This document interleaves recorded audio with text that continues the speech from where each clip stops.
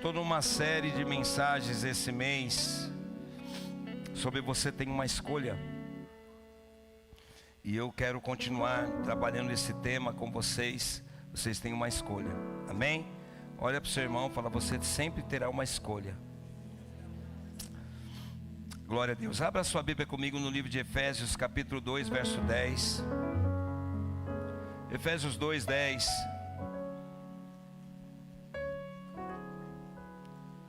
Glória a Deus. Efésios 2, 10. Eu vou ler para nós ganharmos tempo aqui. Porque somos feitura sua, criados em Cristo Jesus, para as boas obras, as quais Deus preparou para que andássemos nela. Vou ler mais uma vez. Você que está na tela, né? Também você pode acompanhar. Porque somos feituras sua, criados em Cristo Jesus, para as boas obras, a quais Deus preparou para que andássemos nela. Obrigado, Jesus, por esse tempo que o Senhor tem nos reservado. Fala conosco, prepara o nosso coração, para que a palavra possa ser lançada como semente. E a terra que produz é a terra do entendimento. E nós somos uma igreja que tem o Espírito Santo do Senhor, que nos traz entendimento, clareza da sua palavra, em nome de Jesus. Amém? Quero começar perguntando para você aqui: quem tem promessa de Deus aqui, levanta a mão. Quem acha que tem promessa de Deus, levanta a mão. E quem não tem promessa nenhuma, levanta a mão. Porque tem gente que não interage, né, gente? Peço para levantar a mão, não levanta a mão, nem de um jeito nem do outro. Então não tem promessa nenhuma. Vou perguntar novamente: quem aqui acha que tem promessa de Deus, levanta a mão. Quem acha que não tem promessa nenhuma, levanta a mão. Todo mundo acha que tem promessa de Deus. Bom, eu vim para, infelizmente, dar uma péssima notícia para você. Tem uma canção do Marquinhos Gomes que diz assim: quem tem promessa de Deus não morre não, não desiste não. Quem já ouviu essa canção? Essa canção é antibíblica. Você não tem promessa de Deus. Amém? Te enganaram. Você não tem promessa de Deus. Pergunte para mim por quê? Porque toda promessa é condicionada a um propósito. Quem tem propósito tem promessa. Quem tem promessa tem propósito. O que você acha que tem de Deus é projeto. Amém? E eu vou provar para você. Por quê? Porque quem tem promessa precisa entender que a promessa não é para mim, é para abençoar a geração que vem após mim. Por exemplo, quando Deus chama Abraão, ele promete a Abraão o quê? Vocês estão aqui? Quando Deus chama Abraão, ele promete a Abraão o quê? Um filho ou uma nação? Opa, mas Abraão entendeu que Deus estava prometendo um filho. Então, quando a promessa na cabeça de Abraão demorou, 15 anos depois ele deu um jeitinho para ter um filho, porque ele entendeu que a promessa de Deus para ele parava nele, era para ele. Você vai ser pai. Nós estamos falando com um senhor com 75 anos de idade, que Deus fala para ele, mas o que Deus disse para Abraão é: você vai ser, de você eu vou fazer uma multidão. Então quem tem promessa, ele vive um propósito para gerar vidas para Deus. Quem tem projeto vive para si. Amém? Amém, gente? Então você não tem promessa, você precisa entender o propósito. E quando você entende o propósito, então a promessa de Deus vai se cumprir na sua vida. Amém? Fala para o teu irmão assim: propósito é individual, promessa é coletivo. A promessa não é para a gente. Jesus tinha um propósito. Qual era o propósito de Jesus? Vocês estão aqui, gente? Vocês estão dormindo hoje? O que está acontecendo? Não tomaram café, não? Vamos lá. Jesus tinha um propósito com uma promessa. Amém? Ele só viu a promessa se cumprir quando ele entendeu e viveu o seu propósito. Qual era o propósito de Jesus? Gente, vocês estão aqui, gente? Qual era o propósito de Jesus, gente? Era ficar na terra? Era tomar Coca-Cola na sua casa? Era dançar no salão de baile? O propósito de Jesus era o quê? Morrer Para quê? Para que a promessa fosse cumprida e você estivesse sendo alcançado, estivesse aqui nessa noite. Jesus usufruiu daquilo que ele conquistou. Quem usufruiu? Eu e você. Então promessa não é para mim, é para todos. Então só tem promessa quem entende o seu propósito. Eu vim para essa terra para viver alguma coisa, para edificar a vida de alguém. Fala para o teu irmão assim: quem que você tem edificado? Ou quem você tem endemoniado? Porque alguma coisa você tem feito. Ou você edifica a vida de alguém, ou você endemonia a vida de alguém. Tem gente que está endemoniando a vida dos outros. Você já ouviu aquela palavra: eu não vou para a igreja porque o meu vizinho é perturbado? Já ouviu aquela palavra: ser crente que nem ele? Ou seja, diga comigo: Deus me tem um propósito, o diabo me tem um projeto. Cabe a você escolher agora. Quando o diabo se apresentou para Jesus, ele apresentou um projeto. Me adora que eu te dou dinheiro, me adora que eu te dou fama. Quem disse que estar em Deus é ter fama? Quem disse que estar em Deus é ter dinheiro? Eu posso sim ter dinheiro e ter fama desde que eu esteja dentro do propósito. Se a sua fama está trazendo gente para Jesus, Deus está no negócio. Agora, se a sua fama está enchendo o seu bolso de dinheiro, Deus não está no negócio. Amém? Jesus foi tentado em vários lugares, mas quando ele falou de riqueza, ele levou Jesus para onde? Para o templo. Tudo isso eu te dou, se você prostrar e me aonde foi isso? No templo. Preste atenção, eu quero que você entenda isso. Você talvez está vindo na igreja para cumprir o seu projeto, e projeto tem a ver com você. Você abrir sua empresa para você ganhar dinheiro, você fazer a faculdade para você ganhar dinheiro, ou ter um título e dizer: eu sou formado em tal coisa. Porque tem gente que faz faculdade não para exercer, só para dizer assim: você é formado no quê? Eu sou advogado, eu sou isso e aquilo. Mas você exerce? Não, eu só fiz para ter um título. Quando você entende que na sua concepção Deus está te dando um propósito, você entende que o seu propósito vai levar uma pessoa a viver a promessa. Alguém vai ser impactado por isso, alguém vai ser transformado por isso, alguém vai ser moldado por isso. Mas quando você vive um projeto, você pensa só em você. Deu para entender? Tem muita gente na igreja que está vivendo o projeto e não o propósito. Ele pensa em vir para a igreja e só pede para ele. Fala para o teu irmão assim: qual foi o dia essa semana? Olha para ele, pelo amor de Deus, me ajuda a pregar. Vocês estão muito mole hoje. Fala: qual foi o dia nessa semana que você dobrou o joelho e orou pela vida de alguém sem pedir nada para você? Você já percebeu que a sua oração sempre tem a ver com você? Sem ter a ver com as suas causas, com seus desafios, com seus medos, com seus traumas. Tem eu estou perdendo, é a conta bancária. Abre uma porta de emprego para mim. Abençoa meu filho, abençoa meu esposo, abençoa minha casa. Deus me dá uma casa, Deus me dá um carro. Tudo tem a ver com você. Isso é projeto. Porque se você comprar casa, alguém vai ser edificado com ela? Quem vai ser edificado é você. Agora, se você compra uma casa e diz: essa casa será chamada casa de oração, e faz a sua casa um campo de célula para alguém ser edificado, e toda semana tem culto lá, então a sua casa agora entrou dentro de um propósito. Ficou claro? Então, promessa não é para pessoa individual, propósito sim. Vamos lá. Jonas foi chamado por Deus para ser um profeta. O que Jonas fez? Ele foi chamado para ir para Nínive, mas ele tomou um barco para Tarsos. O que nós fazemos? Nós somos Jonas. Deus nos chama para abrir mão das nossas vontades para fazer a vontade dEle. Eu ministrei esses dias na Santa Ceia para os meus pastores e líderes, e eu fiz a seguinte pergunta: quem tem problema com indiferença? Aí, gente, pasme, só 2 pessoas não tinham problema.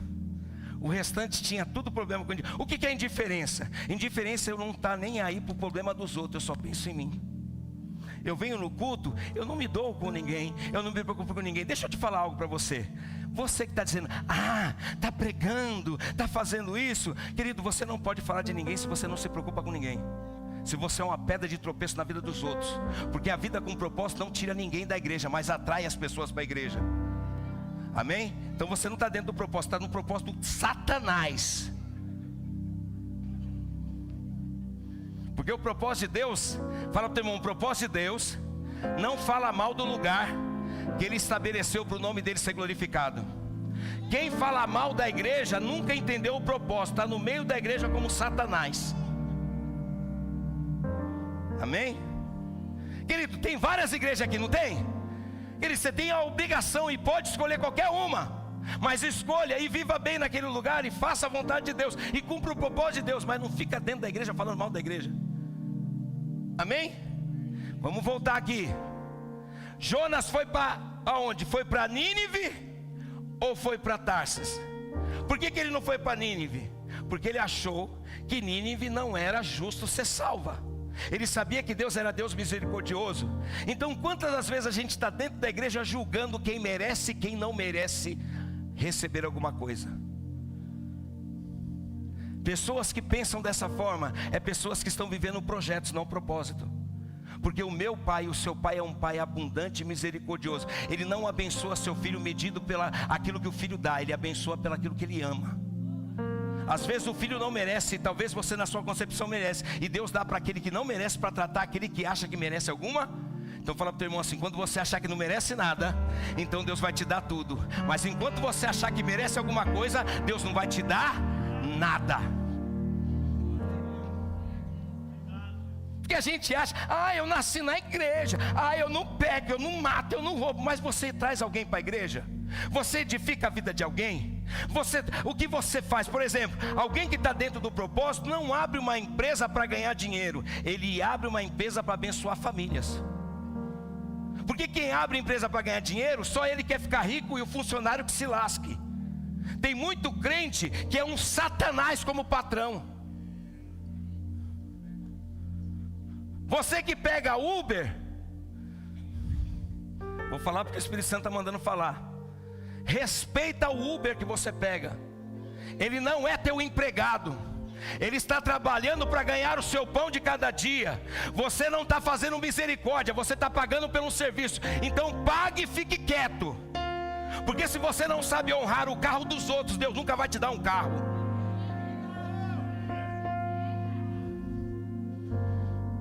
Eu não vou escolher. Eu já vi gente dizendo assim: eu não pego o carro quebrado. Um miserável, não tem nem dinheiro para pagar o Uber e quer escolher o Uber que vai pegar. No meu tempo, gente, não tinha nem Uber. Tem gente aqui, quem é desse tempo aqui, gente?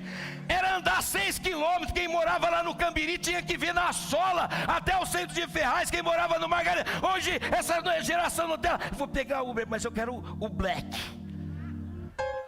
Ainda vou notificar porque está sujo o carro. A sua casa está limpa? Hoje eu vim para quebrar tudo aqui. Hoje eu arrebento tudo.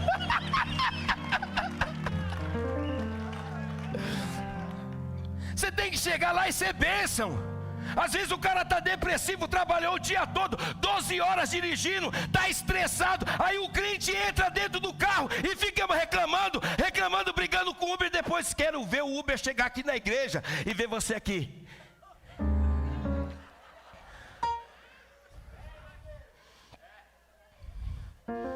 Gente, eu já paguei cada mico. Eu estou pregando para você e para mim, viu? Outro dia eu estava dirigindo um carro e eu odeio quem fica atrás de mim, gente, dando farol. Olha Deus falando aí. Eu dirigindo aqui, e a pessoa atrás de mim dando aquele farol. Eu falei, agora que eu não saio do lugar. Agora que eu não saio no lugar. Aí eu diminui mais, e o pessoal dando farol. E dando farol e começou a buzinar. Gente, quando eu pensei em parar o carro e abrir o vidro para xingar, a pessoa parou do meu lado e falou assim: e aí, pastor? Tá estressadinho? Aí eu fiz assim: a paz do Senhor, irmão. Ai, Jesus. Se o Espírito Santo deve ter falado assim: eu ouvi o que você pensou. Vai, filho da jumenta de Balaão, porque crente não pode falar palavrão. Vai, filhote de Jezabel.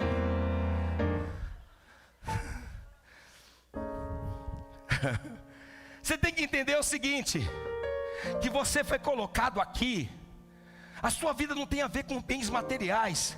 Jesus vai contar uma parábola no livro de Lucas sobre um rico que recebe uma herança e ele quer ficar mais rico. Então ele diz: vou derrubar os armazéns que eu tenho e vou levantar outros armazéns para eu ganhar mais dinheiro. Aí a Bíblia vai dizer que Deus chama ele de louco, e ele diz: louco, louco, essa noite pedirão a sua alma, e o que você tem para oferecer? Ele era rico na terra, mas não tinha nada no céu, porque o tesouro do crente, ele não veio da terra, ele está no céu. Porque onde está o seu coração, está o seu tesouro. Agora você quer ter carro para você? Gente, é incrível quando acaba o culto aqui. As pessoas parecem que, gente, desculpa, está com fogo aqui. Desculpa, gente, a palavra. Está com fogo, que acaba o culto, parece que dá um comichão para ir embora. Mas quando está no restaurante, diz: vamos ficar aqui que eu vou gastar. Quando está no cinema, vamos ficar aqui que o tempo não importa. Mas dentro da igreja parece que dá um comichão para ir embora da igreja. Parece que está num ambiente que é fogo, né? O fogo de Deus para quem é santo alegra. Mas o fogo de Deus para quem não presta. Por isso que às vezes tem gente que foge da igreja, porque está recebendo fogo e quer ir embora desse fogo. Eu não sei, gente. Aí eu fico vendo as pessoas pedindo Uber lá fora, sendo que tem gente que mora do lado da casa do camarada.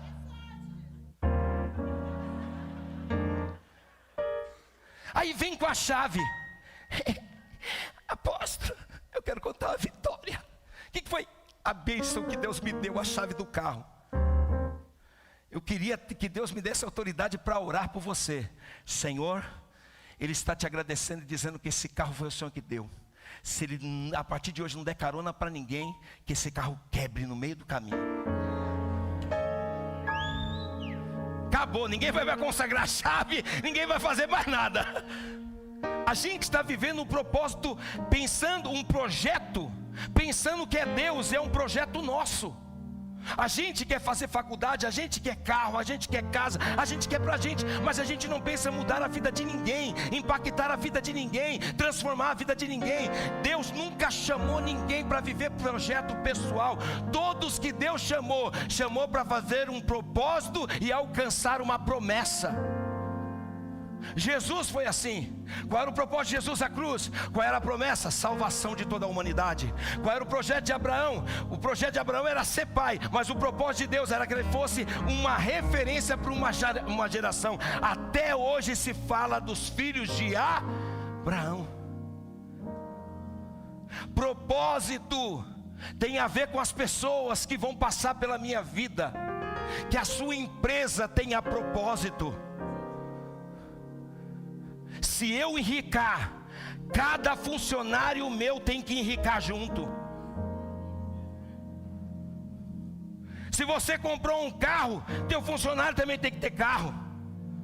Ah, pastor, mas é muito difícil para quem vive projeto. Mas quem vive propósito, vive promessa.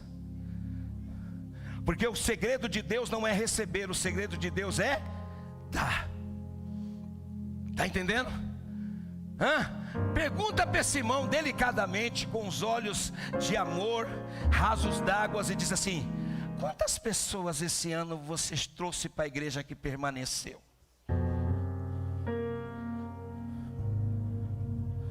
Delicadamente, não, sutilmente, fala assim: você está reclamando da vida, pedindo para Deus te dar alguma coisa, mas Deus te deu tanta coisa e você não fez nada com o que Deus te deu? Você ainda continua murmurando. Você sabe o que significa o pecado da maledicência? Hã? Alguém sabe? Você sabe o que significa pecado de maledicência? Alguém sabe? Não, gente, está na Bíblia. Pecado de maledicência é você falar mal do seu irmão ou comentar da vida do seu irmão. Deixa eu te falar, não existe comentário gospel. Porque hoje em dia tudo é gospel. Beijo gospel, palavrão gospel, música gospel, tudo é gospel. Eu vi o casal se pegando na esquina, não, deixa, é gospel. É beijo gospel, pastor. Não, mas a música não é música gospel. Você precisa entender quem você é em Deus. Você acha que Deus, Jesus, morreu na cruz por você, te deu, você estava na região de vale de sombra de morte, você não era nada, perdido, destruído. Você acha que Deus foi lá e te resgatou para você agora ficar pedindo um monte de coisa para Ele e achar que Ele tem que te dar alguma coisa? A obrigação de Deus é te dar salvação e vida em abundância, e a sua obrigação é correr atrás do prejuízo, e quando você chegar lá, abençoar quem está do teu lado. A gente tem uma vida medíocre, gente, e eu já aprendi que quem não cuida de ninguém dá trabalho para outra pessoa. Sabe o que está faltando na sua vida? Você está ocioso. Está ocioso demais. Quem fica sem fazer nada para Deus, a Bíblia não é, isso não é bíblico não, tá, gente? Esse negócio de dizer assim, não cai uma folha da árvore se não for a vontade de Deus, isso não é bíblico não, tá? Mente vazia, oficina do diabo, isso também não é bíblico não, não está na Bíblia não. Isso aí é uma ideia que a Bíblia nos dá. Se você não cuida de ninguém, se você não tem motivo para orar por ninguém, simplesmente você vai orar por você e só vai ver os problemas que você tem. E quem busca problema tem mais problema. Jó perdeu tudo. Perdeu tudo, pastor Tiago. Ele perdeu filho, ele perdeu dinheiro, mas a Bíblia diz que Jó adorou. Só que Deus não mudou a vida de Jó porque ele adorou. Vai lá ler o texto. A Bíblia vai dizer que Jó ficou enfermo, e mesmo assim Jó adorou. Deus não mudou a vida de Jó e nem curou a vida de Jó porque Jó adorou. Sabe quando Deus mudou a vida de Jó? Quando Jó orou por seus irmãos. Porque quem não está preparado para dividir o que tem, é sinal que nunca vai receber aquilo que Deus tem. Sabe qual é o seu problema? Você está muito preocupado, muito achando que você está fazendo alguma coisa para Deus. Sabe o que a Bíblia diz para quem acha que está fazendo alguma coisa para Deus? Você é um servo mau e negligente. Por mais que você faça alguma coisa, e dura coisa ainda, é saber que você está fazendo e Deus não pediu nada. Fala para o teu irmão assim, você não está aqui por recompensas. Olha para ele e fala, você não deve estar aqui por recompensas, você tem que estar aqui por amor. Você já parou para pensar, gente? Escuta, quem já leu aquele texto que nos últimos dias o amor de muitos se esfriaria, e entendeu que era dentro da igreja isso? Seja sincero. Não, se eu quero ser sincero, ou ninguém leu isso aqui. Eu estou pregando, o pessoal está assim. Eu acho que o teto está caindo o negócio. Quantos aqui leram? No final dos tempos o amor de muitos esfriaria, e entendeu que eram pessoas dentro da igreja. Quantos entenderam assim? Eu também entendi assim, gente. Mas o que Deus está dizendo não é amor com Ele, porque Ele não depende do seu amor para te amar. O amor dele é incondicional, é o amor pelo seu semelhante. O amor tem se esfriado pelo seu semelhante. Essa semana um rapaz deu 60 socos na cara de uma namorada, desfigurou a cara da coitada. Sabe o que é mais triste? É que ele foi preso e estava reclamando de maus trato, e você abre os comentários, um monte de crente dizendo, merece apanhar. Deus nunca te chamou para ser juiz dentro da igreja. Deus te chamou para ser filho e amar seu irmão. mas o amor tem se esfriado. A gente se tornou algoz do nosso irmão, julgador, destruidor de famílias. Você sai da sua casa para falar mal de outra pessoa, ao invés de sair da sua casa para orar por alguém. A gente está mais preocupado se a pessoa está crescendo e a gente está perdendo, ou a gente está preocupado se a igreja está crescendo e a gente está perdendo, ao invés de se preocupar em olhar para o irmão e dizer: hoje eu vou orar por ele.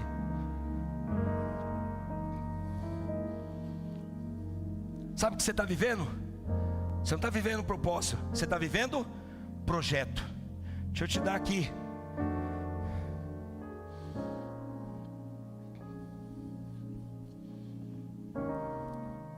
algumas coisas sobre projeto. Projeto nasce no coração do homem, propósito nasce no coração de Deus. Vamos ver o que é projeto. Projeto é tudo que faz você se tornar, ou tudo que trabalha sob a sua ambição. Ambição é uma palavra no latim ambitio, que significa andar ao redor. Sabe, no tempo de política, que o político fica batendo de porta em porta, ele não está preocupado com você, ele está andando ao redor, buscando benefício, porque ele tem uma ambição. Qual é a ambição do político? Ser eleito. Quantas das vezes a gente é ambicioso e usa pessoas para conquistar nossos objetivos? Fica andando ao redor para validar o que a gente pensa. Hoje é culto de ceia, era para ser um culto avivalista, né, gente? Mas que igreja que a gente está se tornando? Uma igreja ambiciosa, que vive projetos e nunca entendeu o que é propósito. Gente, eu fiz isso com os meus líderes para entender. Se meus líderes têm problema de empatia, indiferença, a igreja também tem. A igreja também tem problema de indiferença. Eu chego e eu não estou nem aí para ninguém. O meu problema é o meu problema. Tem igreja que faz campanha, hoje nem funciona mais isso. Eu sou do tempo que o pastor falava assim: vou fazer uma campanha e vou dar a Bíblia para quem trazer uma alma para a igreja. Quem lembra disso? Gente, a gente está tão ruim de amor, que se eu fizer uma campanha e dizer assim: eu vou dar uma viagem para a praia, para os Estados Unidos, para quem trazer 100 almas para a igreja, tem gente que não consegue trazer nenhuma, mesmo oferecendo alguma coisa. Tem que fazer campanha para você evangelizar alguém. E eu não estou dizendo trazer para restaurando. Você não precisa: mas eu falei para alguém e ele não gosta da restaurando. Gente, tem um monte de igreja. Não precisa gostar da igreja restaurando. Gosta da assembleia, porque tem igreja para todo tipo de crente. Quem é pentecostal? Assembleia. Quem gosta de hinos mais tradicional? Batista. Eu não gosto da restaurante porque o hino é muito alto. Vai para Batista, senta lá bonitinho. Estou falando mal, gente. Cada um gosta de um estilo. Quem gosta da campanha da prosperidade vai para a Universal. Tem coisa para tudo. Quem gosta de problema vem para restaurante.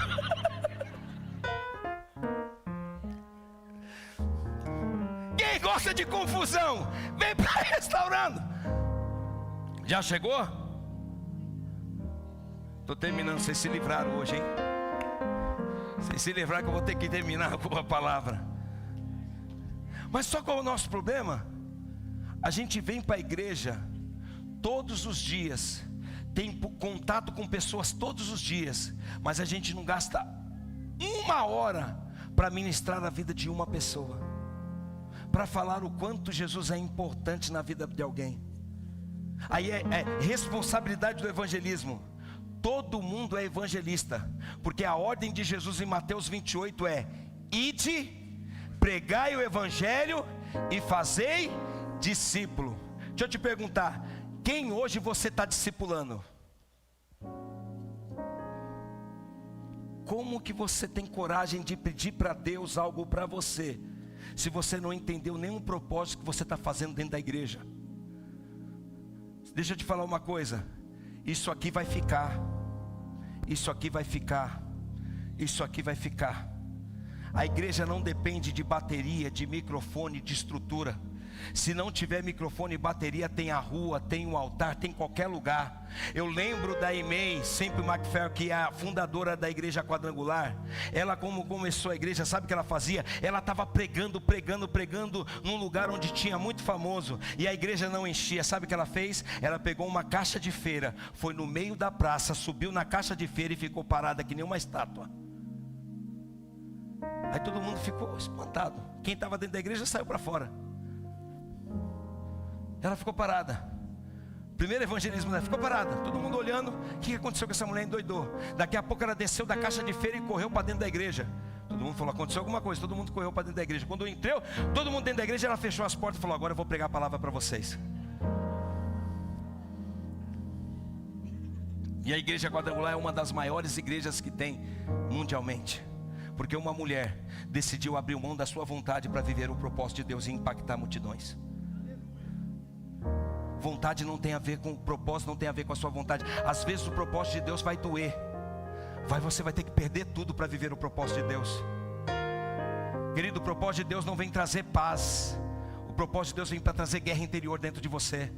Jesus disse assim, eu não vim trazer paz, eu vim trazer espada. Eu vim trazer divisão entre pai e filho. Porque quem quiser me ganhar a mim, vai ter que perder sua vida. Vai ter que ter confusão. Mas querido, Jesus não está dizendo que vai perder a salvação da sua família. Jesus está dizendo que mesmo nas contrariedades das pessoas, não deixe de servir e pregar a minha palavra. A minha pastora Sueli, que eu amo demais, foi uma mulher, pensa numa mulher baixinha, do tamanho da pastora Fabiana,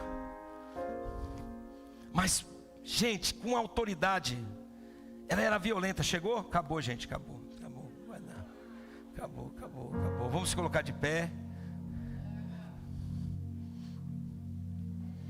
Só terminar esse raciocínio para não ficar vagando. Deixa ele subindo daqui a pouco. Gente, vamos fazer festa, tá? Vocês estão muito desmotivados. Eu sei que a palavra não ajudou. Os adolescentes vão chegar todos, os jovens e adolescentes vão chegar todos empolgados. Vamos fazer festa. A minha pastora, quando ela se converteu, todo dia ela apanhava quando chegava em casa. Quantas foram as vezes que o pai dela e a mãe dela, ou o irmão delas mais velho, ia buscar ela dentro da igreja, tirava ela de dentro da igreja, batendo nela, para que ela não fosse para a igreja, uma jovem. Mas sabe o que ela fala? Eu amo Jesus mais do que a minha própria vida. E ela não deixou de servir ao Senhor pelas surras, mas cada surra foi um memorial de adoração ao nome do Senhor. Sabe qual é o resultado? Toda a família dela foi alcançada pelo testemunho dela. Você tem que parar de ser mais empático, apático, mais ambicioso e ser mais amoroso. Pega na mão dessa pessoa, fala, irmão, eu tenho um problema, nós temos problema. E se nós falar do nosso problema, nós vamos continuar tendo problema. Então, como não vai mudar nossa vida falando de problema, a partir de hoje vamos falar de Jesus. Você fala de Jesus para mim, eu falo de Jesus para você. Pensa como vai ser gostoso, gente. Na roda de amigo, todo mundo falando, você viu o Trump e aumentou 50%. Aí fala assim, mas no céu não tem taxa de juro. Quando eu vi alguém dizendo assim, mas o Corinthians perdeu por Fortaleza, mas no céu não tem competição.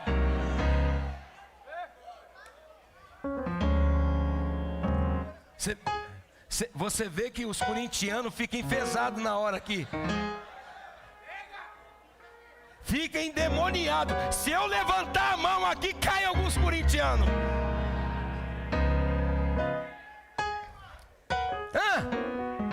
Esses dias alguém confessou para mim, o Corinthians é uma idolatria.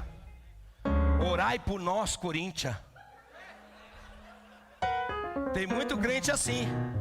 Na igreja não dá um glória, não dá uma aleluia, não sapateia, não ora em línguas estranhas. Mas quando o Corinthians faz gol, sai que nem uma gazela.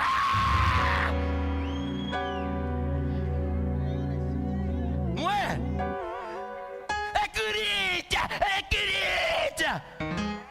Está num culto pentecostal, dá glória a Deus.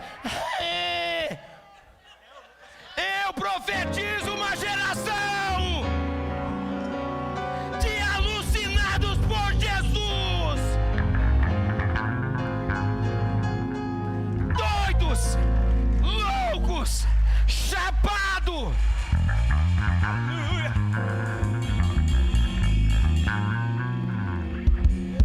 Gente, às vezes o TDAH bate forte. Pode mandar eles vir, pode. Às vezes o TDAH bate forte.